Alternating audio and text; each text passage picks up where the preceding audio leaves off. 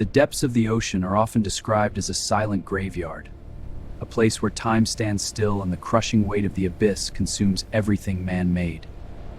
We operate 100 feet down in an environment as hostile as deep space. Our dive team threads massive chains through the airframe with surgical precision. One mistake and the aircraft could snap under the water's weight. Surface, we have positive connection on all primary points. Initiating the tension sequence now. When the jet broke the surface, the sun revealed the true extent of the devastation. The salt had migrated into every orifice. We set a grueling deadline, 6 months to restore it. As the clouds of dust and salt spray cleared, the disassembly began. This was the most critical bolt, rivet, and fastener had to be extracted. We weren't just cleaning, we were performing a forensic decontamination.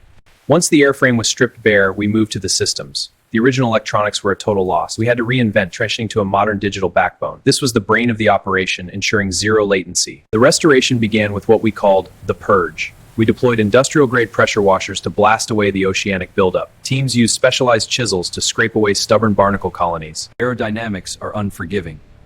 Then 1.5 again Definity primer sealed the metal.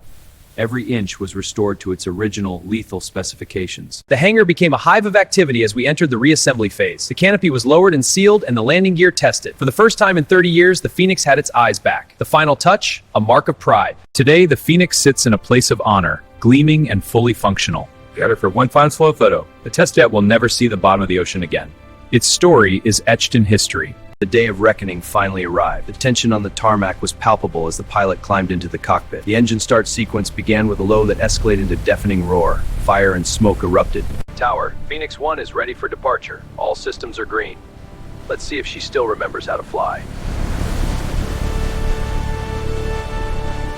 In the air, the aircraft was magnificent.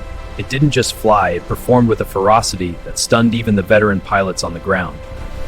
The mission was a total success.